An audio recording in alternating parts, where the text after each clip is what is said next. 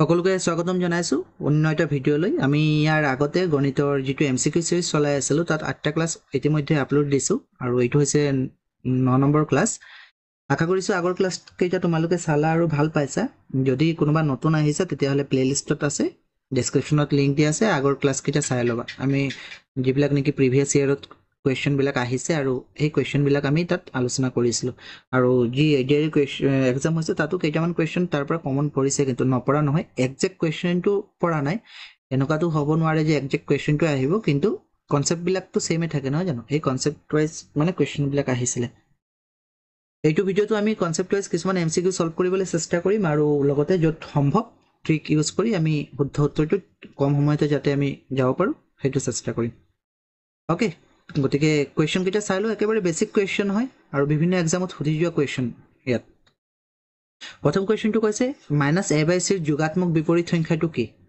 -a/c ৰ যোগাত্মক বিপৰীত হলে আসলতে কি হয় অকল সিম্বলটো চেঞ্জ হয় সাইনটো চেঞ্জ হয় ধৰিলো যে a এৰ যোগাত্মক বিপৰীত হ'ব -a এৰ যোগাত্মক বিপৰীত হ'ব a ঠিক আছে 1/a এৰ যদি যোগাত্মক বিপৰীত হয় তেতিয়াহলে -1/a আৰু -1/a হলে অকল 1/a পজিটিভ অর্থাৎ নেগেটিভ থাকিলে পজিটিভ হৈ যায় পজিটিভ থাকিলে নেগেটিভ হয় গতিকে -a/c আছে গতিকে অকল a/c হ'ব -2 প্লাস হৈ যাব a/c অপশন ডি টু হ'ব ওকে অপশন ডি তাৰপিছত কোৱেশ্চন নম্বৰ 2 -1 ৰ গুণাত্মক বিপৰীত সংখ্যা -1 এইটো কোৱেশ্চনটো ওলাই আছে ইয়াত আসলতে খালি ঠাই হ'ব লাগিছিল -1 ৰ গুণাত্মক বিপৰীত কোনটো হয় গুণাত্মক বিপৰীত হলে আসলতে কি হয় আমি হৰটো লবটো হৰ কৰিব লাগে লুটিয়াব লাগে ফৰ এক্সাম্পল মই যদি এটা ভগ্নাংশ লওঁ 5/2 5/2 ৰ গুণাত্মক বিপৰীত ঠিক আছে 5/2 গুণাত্মক বিপৰীত হ'ব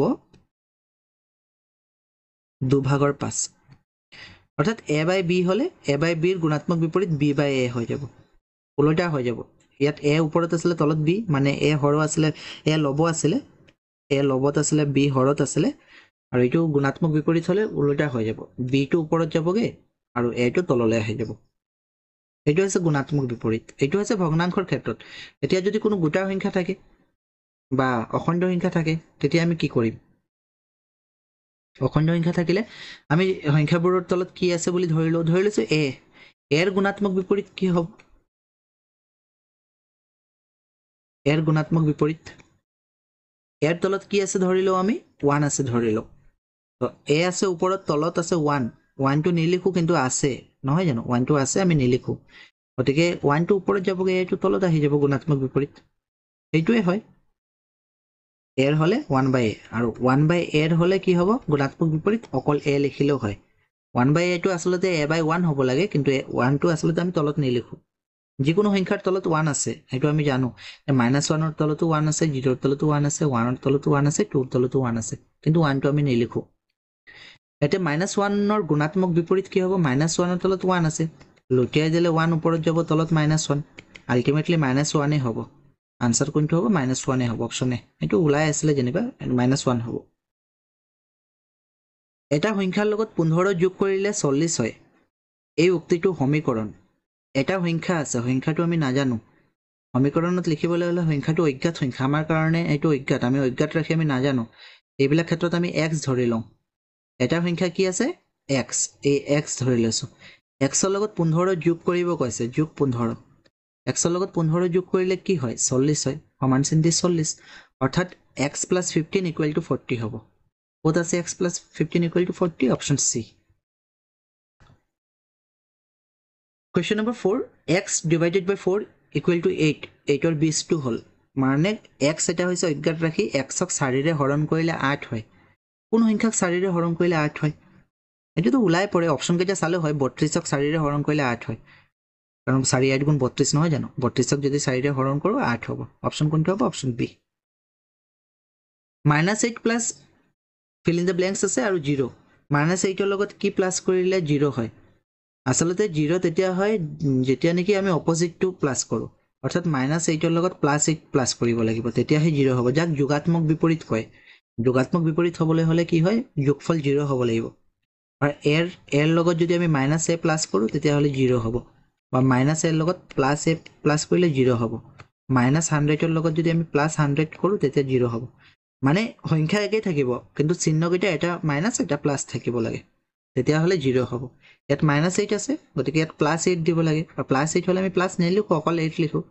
গতিকে -8ৰ লগত 8 প্লাছ কৰিলে 0 হ'ব অপশ্যন এ bx = 0 হ'লে x ৰ মান কিমান bx = 0 x ৰ মান ইয়াত b আৰু x পূৰণ হৈ আছে x ৰ লগত b পূৰণ হৈ আছে আৰু পূৰণ যদি হৈ আছে আমি যদি সমান চিনৰ ৰাইট সাইডত নিও আমি জানো যে হৰণ হয় হৰণ মানে তলত বহে 0/b হ'ব ৰাইট b টো তলত আহি যাব ওপৰত 0 আৰু 0 ক যদি আমি b ৰে হৰণ কৰো 0 হ'ব যদি bx 0 হয় x ৰ ভ্যালু 0 হ'ব n বাহু বিশিষ্ট বহুভুজৰ অন্তঃকোণৰ সমষ্টি কোনো এটা বহুভুজ আছে n কৈছে ধৰি লৈছো ত্ৰিভুজৰ পৰা আৰম্ভ কৰো ত্ৰিভুজৰ অন্তঃকোণৰ সমষ্টি কিমান যদি আমি পাহৰি যাও কিমান হয় এনে আমি জানো যে 180 ডিগ্ৰী ৰাইট 180 ডিগ্ৰী চতুৰ্ভুজৰ কিমান চতুৰ্ভুজৰ চাৰিটা কোণ যোগ কৰিলে 360 ডিগ্ৰী পঞ্চভুজৰ কিমান পঞ্চভুজৰ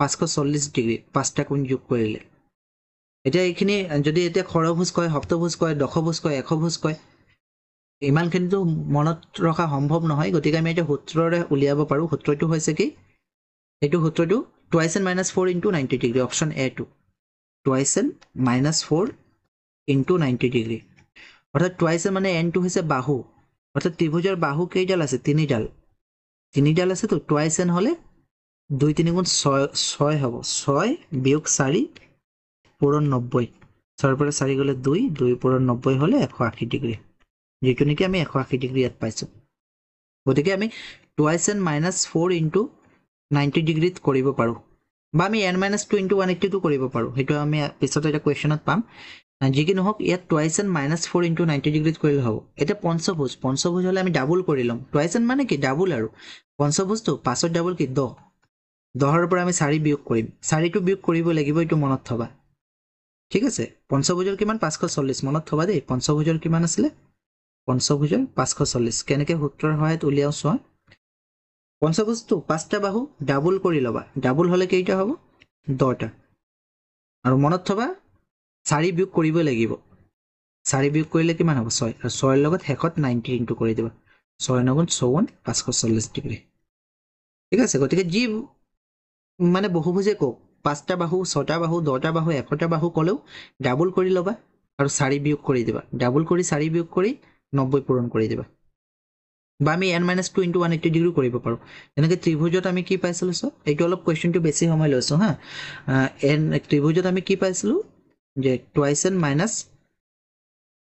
4 * 90 অৰ্থাৎ 2n মানে ত্ৰিভুজ আছে তিনিটা বাহু 6টা কৰি দিম ডাবল হলে 6 বিয়োগ 4 হলে 6 বিয়োগ 4 * 90 হলে 6 ৰ পৰা 4 গলে কিমান 2 পূৰণ 90 হলে 180 যেটো নেকি 180 আমি জানো ত্ৰিভুজৰ তিনিটা কোণৰ সমষ্টি 180 বা আমি n - 2 * 180 কৰিব পাৰো সূত্ৰটো n - 2 * 180 n মানে কি বাহু তিনিটা আছে তিনিটাৰ পৰা দুটা বিয়োগ কৰিম এটা পাম এটা 180 লগত পূৰণ কৰিলে 180 ঠিক আছে চতুৰ্ভুজ হলে চাৰিটা বাহুৰ পৰা দুটা বাহু বিয়োগ কৰিবা 180 পূৰণ কৰি দিবা 2 পূৰণ 180 360 হ'ব দুটা আছে এবাৰ এটা নিয়ম আছে ডাবল কৰি 4 মাইনাস কৰি 90 পূৰণ কৰিবা অন্তত নহলে কি কৰিবা 2 বিয়োগ কৰিবা 2 বিয়োগ কৰি 180 পূৰণ কৰি দিবা হেতু সহজ যে পঞ্চভুজ আছে পাঁচটা বাহু আছে 2 বিয়োগ কৰি দিম 2 বিয়োগ কৰিলে কিমান হ'ব পঞ্চভুজ 2 কাটি দিলে 3 ধৰিম 3 ৰ লগত 180 পূৰণ কৰি দিবা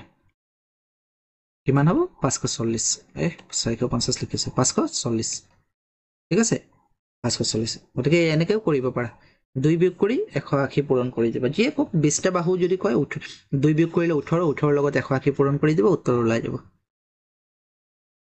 ওকে গতিকে এইটো কোনটো হ'ব 2n - 4 * 90 বা কেতিয়াবা যদি n - 2 * 180 থাকে এইটো হ'ব পাৰে ইয়াৰ ঠাইত এইটো নিদিলে এইটো দিব দুইটা সূত্ৰ মনত থবা 99 ৰ বৰ্গ সংখ্যাৰ এককৰ স্থানত অংক কি হ'ব 99 ৰ যদি বৰ্গ সংখ্যা উলিয়াও এককৰ স্থানত অৰ্থাৎ 99 আৰু 99 পূৰণ কৰো এককৰ স্থানত কি হ'ব 9 9 81 1 হ'ব অপশ্যন বি আৰু এইটো আমি মনত থাকিবই লাগে, মনত থবই লাগে। 0 যদি থাকে কোনো এটা সংখ্যা এককৰ ঘৰত 0 হয়। বৰ্গ সংখ্যাৰ এটা ভিডিঅ' ছেপাৰেটকৈ বনোৱা হৈছে, তোমালোকে প্লেলিষ্টত গৈ চাই ল'বা। বৰ্গ সংখ্যাৰ সম্পূৰ্ণ ভিডিঅ' এটা দিয়া হৈছে। গতিকে 0 হ'লে 0 হয়, 1 হ'লে 1 হয়। তেনেকৈ আমি জানোৱেই যে কোনো এটা সংখ্যাৰ যদি এককৰ ঘৰত 2 থাকে, পূৰণ কৰিলে বৰ্গ সংখ্যাৰ এককৰ ঘৰত 4 থাকিব, 3 থাকিলে 9 থাকিব। তেনেকৈ ইয়াত 99ৰ বৰ্গ সংখ্যা উলিয়াব কৈছে, এককৰ ঘৰত কি থাকিব? বৰ্গ কৰিলে 1 থাকিব। Option B. তলৰ কোনটো পূৰ্ণ বৰ্গ সংখ্যা নহয়? পূৰ্ণ বৰ্গ সংখ্যা নহয় বুলি কৈছে। খুব সহজতে উলিয়াব পাৰোঁ অপশ্যনকেইটা চাই, কাৰণ এটা অপশ্যনত শেষত 3 আছে, আৰু আমি জানো যে বৰ্গ সংখ্যাৰ এককৰ ঘৰত 2, 3, 7 আৰু 8 থাকিব নোৱাৰে, কেতিয়াও নোৱাৰে। গতিকে ইয়াত এককৰ ঘৰত 3 আছে, গতিকে এইটো বৰ্গ সংখ্যা নহয়। Option D. কুৱেশ্যন নম্বৰ 10, 1 + 3 + 5 + 7 + 9 + 11 + 13 কিমান হ'ব? গোটেইকেইটা যোগ কৰি চাব লাগিব, ৰাইট? 13, 11, 9, 7, 5 গোটেইকেইটা যোগ কৰি চাব লাগিব। যোগ কৰাৰ প্ৰয়োজন নাই, কেইটা আছে আমি চালে হ'ল। 1, 2, 3, 4, 5, 6, 7, অৰ্থাৎ আনচাৰ 7 স্কোৱাৰ হ'ব। 49 হ'ব, কিন্তু 49 ইয়াত নাই, 7 স্কোৱাৰ দিছে, গতিকে 7 স্কোৱাৰ। আচলতে এইটো এটা সূত্ৰ হয়, অযুগ্ম সংখ্যাৰ যোগফল কি হয়, মানে ক্ৰমান্বয়ে থকা অযুগ্ম সংখ্যাবিলাকৰ যোগফল। কেইটা অযুগ্ম সংখ্যা আছে এইটো চাব লাগে। 7টা আছে, গতিকে 7 স্কোৱাৰ হৈ যাব। যোগ কৰি তোমালোকে চাই ল'বা, এই গোটেইকেইটা সংখ্যা যোগ কৰিলে 49 ওলাব। 49 মানে 7 square. Option B. Okay. Question number 11, তলৰ কোনটো সংখ্যাক ৰামানুজন সংখ্যা বুলি কোৱা হয়? ৰামানুজন সংখ্যা কোনটো কোৱা হয়? 1729। 1729 সংখ্যাটোক ৰামানুজন সংখ্যা বুলি কোৱা হয়। কিয় কোৱা হয় ইয়াত আৰু এক্সপ্লেইন নকৰোঁ, এইটো এটা কাহিনী আছে ঘন সংখ্যাৰ লগত ৰিলেটেড। ৰামানুজনে এবাৰ বন্ধুৰ লগত গৈ আছিলে, বন্ধুৰ গাড়ীৰ নম্বৰ আছিলে 1729, আৰু ইয়াত খুব ধুনীয়া এটা বস্তু দেখি পাইছে সংখ্যাটোত, যিটো ৰামানুজনে বন্ধুজনক এক্সপ্লেইন কৰি দিছিলে। তেতিয়াৰ পৰা এই সংখ্যাটো ৰামানুজন সংখ্যা বুলি কয়। 1729। ৰাষ্ট্ৰীয় গণিত দিৱস কোন তাৰিখে পালন কৰা হয়? ৰাষ্ট্ৰীয় গণিত দিৱস পালন কৰা হয় 22 ডিচেম্বৰ। অ'কে, ষ্টেটিক কুৱেশ্যন, এক্সপ্লেনেশ্যনৰ প্ৰয়োজন নাই। 22 ডিচেম্বৰ। দুটা সংখ্যা 5 আৰু 7 অনুপাতত আছে, ডাঙৰ সংখ্যাটোতকৈ সৰু সংখ্যাটো 12 কম। সংখ্যা দুটা কি? দুটা সংখ্যা আছে 5 আৰু 7, আমি 5x আৰু 7x ধৰিব পাৰোঁ, আৰু ডাঙৰ সংখ্যাটোতকৈ সৰু সংখ্যা 12 কম বুলি কৈছে, অৰ্থাৎ ডিফাৰেঞ্চ 7x আৰু 5xৰ ডিফাৰেঞ্চ কিমান? 12। 7xৰ পৰা 5x গ'লে 2x 12 হ'ব, xৰ ভেলু কিমান হ'ব? 12/2 হ'লে xৰ ভেলু হ'ব 6। যদি xৰ ভেলু 6 হয়, এটা 5 × 6, 5x আছে নহয়, 5 × 6 হ'লে 30, আৰু এটা 7 × 6 হ'লে 42, অৰ্থাৎ সংখ্যা দুটা 30 আৰু 42 হ'ব। অপশ্যন কোনটো? Option A. তেনেকৈ প্ৰচেছটো আচলতে কেনেকৈ উলিয়াব পাৰোঁ। 256ৰ বৰ্গমূল কি? 14, 16, 18 নে 26? প্ৰচেছ কোনটো? কেইবাটাও প্ৰচেছ আছে নহয় জানো? 256ৰ বৰ্গমূল কোনটো হ'ব? আমি যদি পূৰণ কৰি চালোঁ তেতিয়াতো গমেই পাম পূৰণ কৰিলে। 14 পূৰণ 14 হ'লে 256 হয়নে? 16 পূৰণ 16 হ'লে। কিন্তু নিয়ম কোনটো? নিয়মটো মৌলিক উৎপাদকতো কৰিব পাৰি। এনেকৈ 2 × 24, 2 × 8 = 16, 2 × 64, 2 × 32, 2 × 16, 2 × 8, 2 × 4, 2 × 2। 2 কেইটা পাইছোঁ? 1, 2, 3, 4, 5, 6, 7, 8। 8টাৰ পৰা আমি কেইটা ল'ম? 4টা ল'ম। 2 × 2 = 4, 4 × 2 = 8, 8 × 2 = 16। কিমান হ'ব? 16। কি হ'ব? এইটো 16 হ'ব নহয় জানো? 16। এই কুৱেশ্যনটো চোৱা, 1764 ডাঙৰ সংখ্যা, মৌলিক উৎপাদকত উলিয়াবলৈ অলপ দিগদাৰ হ'ব পাৰে। তো 1764 আছে, দুটা সংখ্যা ভাগ কৰে। এতিয়া ইয়াত 17 আছে আৰু ইফালে 64, আমি এইটো 17ক ল'ব লাগিব। কেনেকৈ ল'ম? ইয়াত আমি 1 স্কোৱাৰ হ'লে 1, 2 স্কোৱাৰ হ'লে 4, 3 স্কোৱাৰ হ'লে 9, 4 স্কোৱাৰ হ'লে 16, 5 square 25, 6 square 36, 7 square 49, 8 square 64, 9 square 81। এইখিনিতো আমি জানো নহয় জানো? এইখিনি আমাৰ কনচেপ্ট ইমান বেছিকটো জানিবই লাগিব ইমানখিনি। এতিয়া 17 আছে, 17 হ'লে কোনটো ল'ম? আমি ইয়াত এনেকুৱা এটা সংখ্যা ল'ম যিটো সংখ্যা ওপৰতো ল'ব লাগিব। আমি 4 ল'ম, ইয়াত 4 ল'লে ইয়াতো 4 হ'ব, তেতিয়া 16, 4 × 4 = 16। 1 নামিব, আৰু আমি জানো যে ইয়াত দুটা সংখ্যা নামে, 64 নামে, মানে দুটা সংখ্যা নমাব লাগিব। সাধাৰণ হৰণত এটা নামে, কিন্তু ইয়াত দুটা নামিব। তাৰপিছত এই যে 4 আছে, 4 ডাবল ল'ব লাগিব, 8 কৰিব লাগিব। এতিয়া ইয়াত এনেকুৱা এটা সংখ্যা বহাব লাগিব যিটো সংখ্যা ইয়াতো বহিব। আৰু পূৰণ কৰিলে 164 ৰ সমান হ'ব লাগিব বা 164 তকৈ কম হ'ব লাগিব, বেছি হ'ব নোৱাৰে।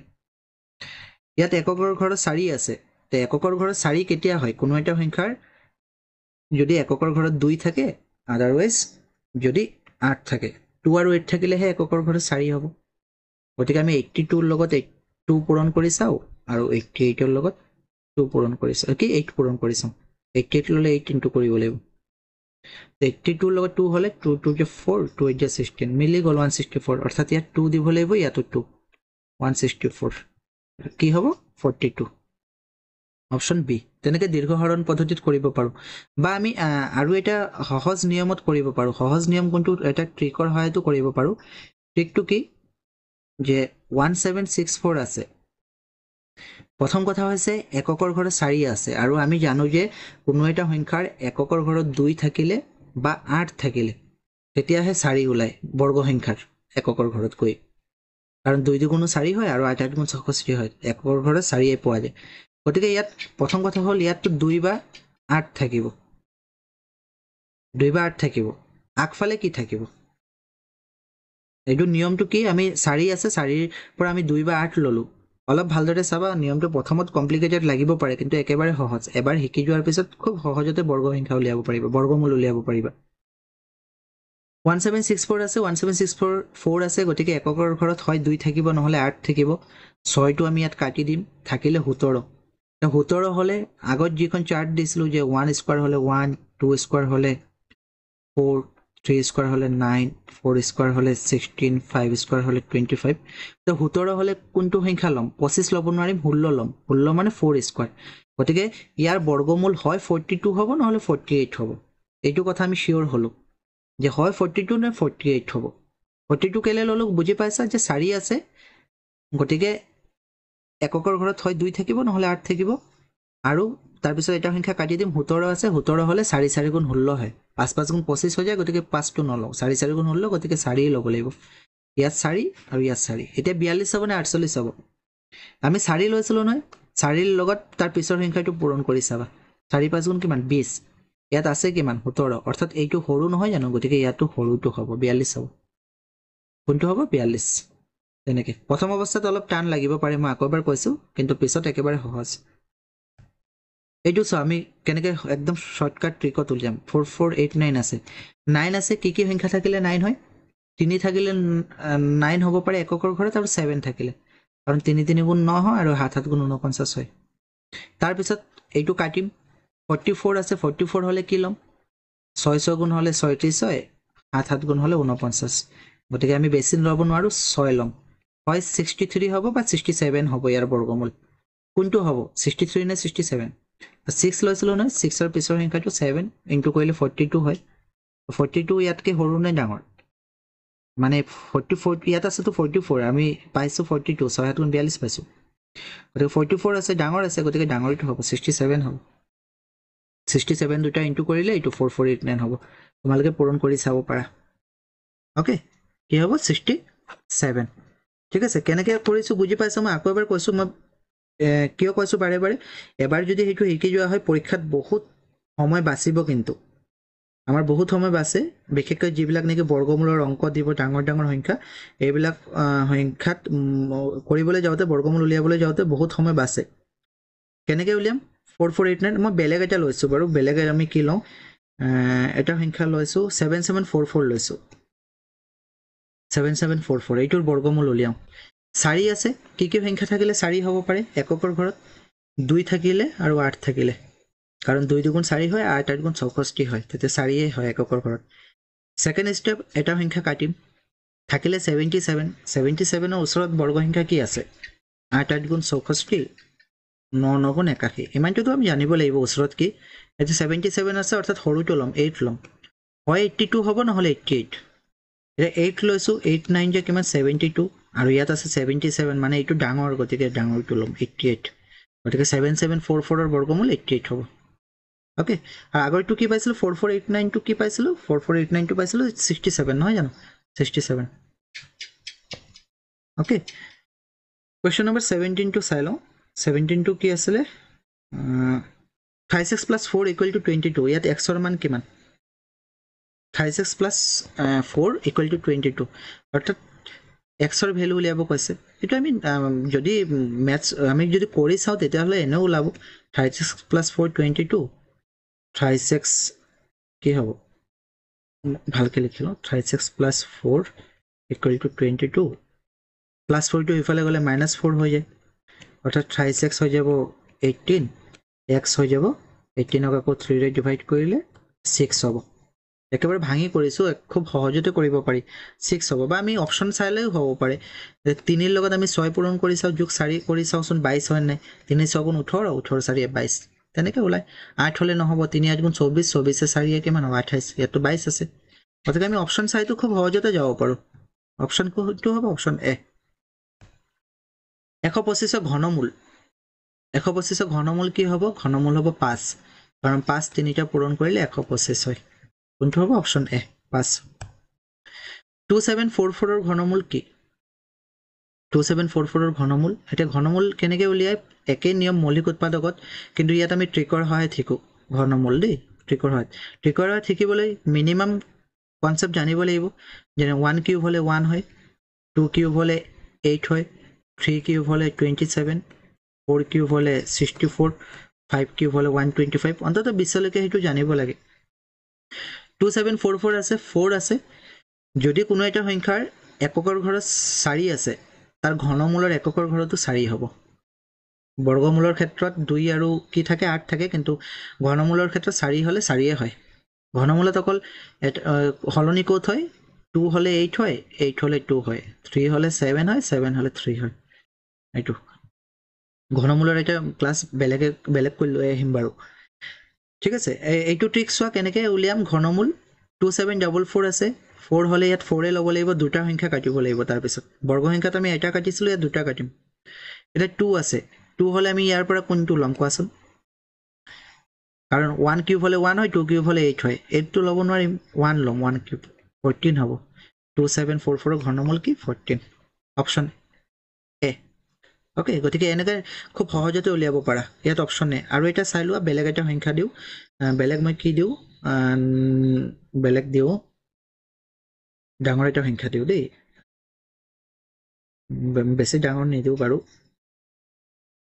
এইটো দিছোঁ 74088 এইটোৰ ঘনমূল কি হ'ব কি সংখ্যা তিনিটা পূৰণ কৰিলে 74088 হ'ব প্ৰথম নিয়ম 8 আছে গতিকে ঘনমূলৰ সংখ্যাটোৰ এককৰ ঘৰত 2 থাকিব মনত থবা 2 থাকিলে 8 হয় 8 থাকিলে 2 3 থাকিলে 7 7 থাকিলে 3 বাকি সব একেই 4 থাকিলে 4 হ'ব 5 থাকিলে 5 একেই হ'ব অকল এইকেইটা হলনি হয় তা 8 আছে 8 থাকিলে সংখ্যাটোৰ এককৰ ঘৰত 2 থাকিব দুটা কাটিম 74 এইটো কনসেপ্ট জানিব লাগিব 1 কিউব হলে 1 2 কিউব হলে 8 3 কিউব হলে 27 4 কিউব হলে 64 5 কিউব হলে 125 125 বেছি ল'ব নোৱাৰিম 74 আছে সৰুটো ল'ব লাগিব 4 ল'ব লাগিব অৰ্থাৎ 42 হ'ব 42 তিনিটা ইনটু কৰিলে 74088 ওলাব তেনেকৈ ঘনমূল আমি শৰ্টকাট উলিয়াব পাৰোঁ এটা চতুৰ্ভুজৰ চাৰিটা কোণৰ অনুপাত 345x 3:4:5:6 হলে চতুৰ্ভুজটোৰ কোণবোৰৰ যোগ আমি এইটো খুব সহজতে 3x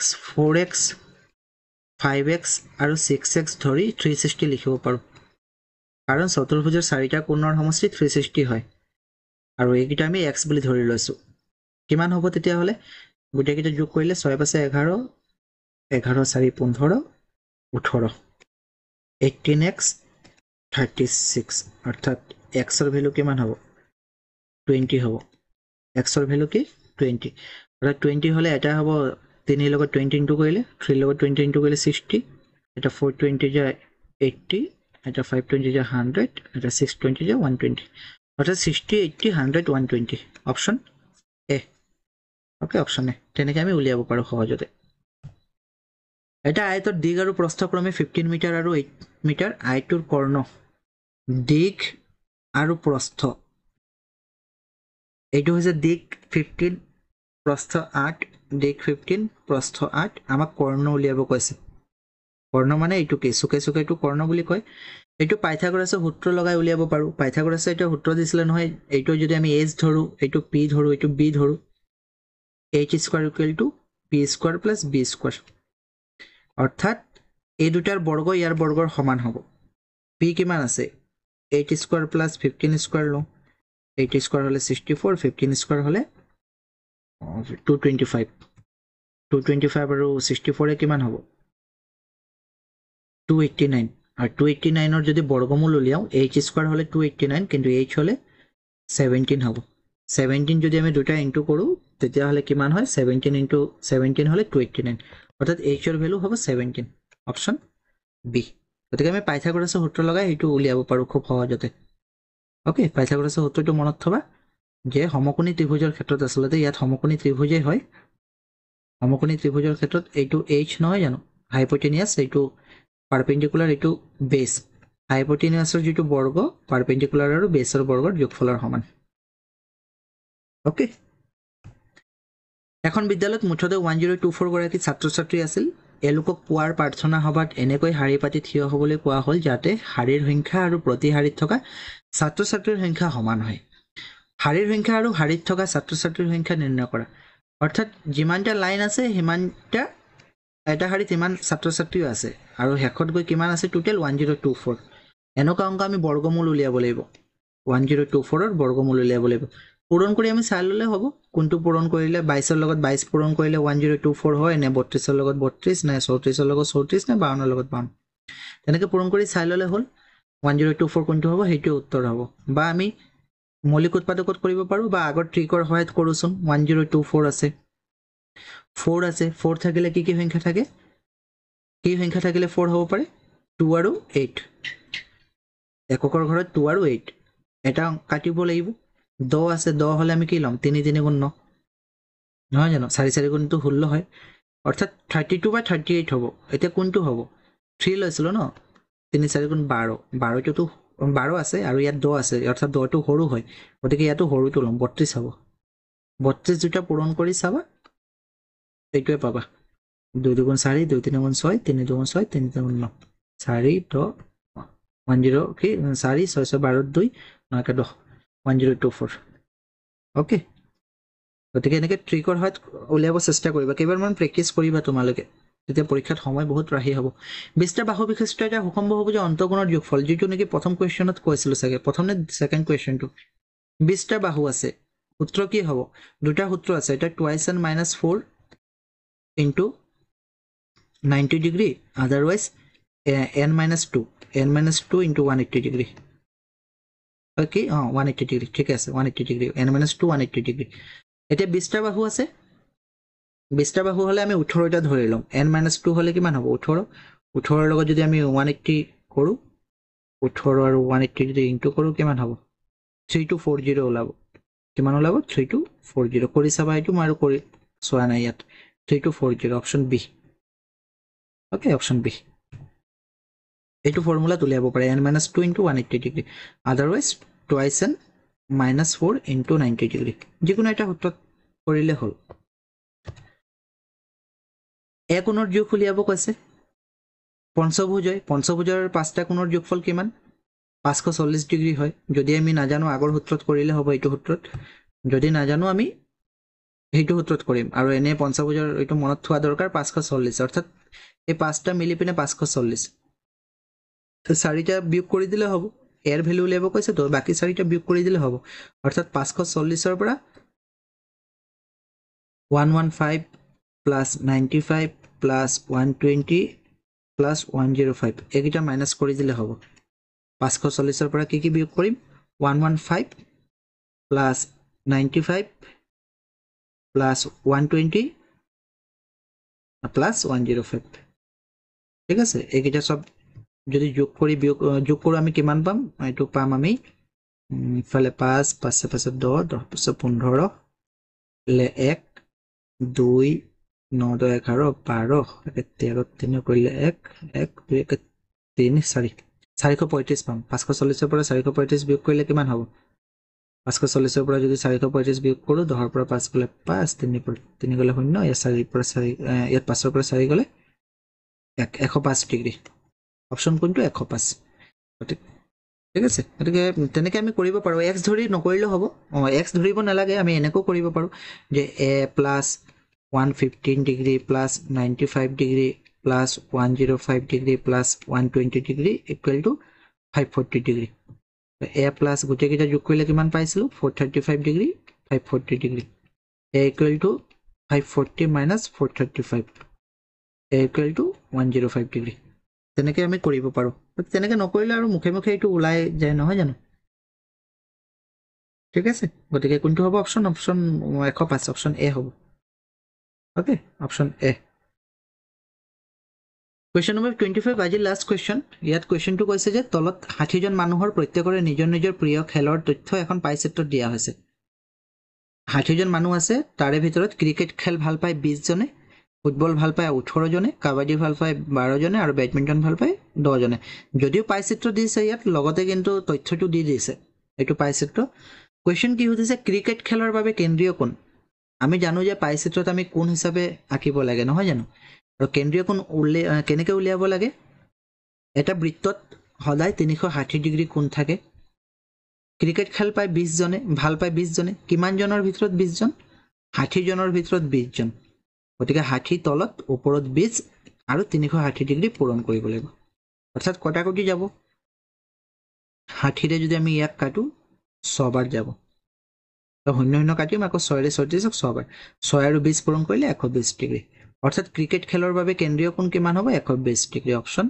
কোনটো অপশ্যন সি তেনেকৈ আমি কেন্দ্ৰীয় কোণ উলিয়াই পিনে পাইচেটটো আঁকিব পাৰোঁ বা পাইচেটৰ পৰা আমি কেন্দ্ৰীয় কোণ উলিয়াব পাৰোঁ যদি আমি তথ্যবিলাক জানো ঠিক আছে সদায় মুঠটো তলত হ'ব যেনেকৈ ইয়াত 60 জন মুঠ আছিলে বেডমিণ্টন ভাল পায় 10 ধৰি লৈছোঁ বেডমিণ্টন উলিয়াব লাগে 10 লিখিম আৰু সদায় 360 লগত পূৰণ হ'ব মনত থবা 360টো ফিক্স থাকিব কাৰণ এটা বৃত্তত 360 ডিগ্ৰীয়ে থাকে তেতিয়া বেডমিণ্টনৰ কাৰণে যদি উলিয়াব লগা হ'লেহেঁতেন একেই 60 ৰে 360 পূৰণ কৰিলে 6 তেতিয়া 60 ডিগ্ৰী হ'লহেঁতেন 10 আৰু 6 পূৰণ কৰি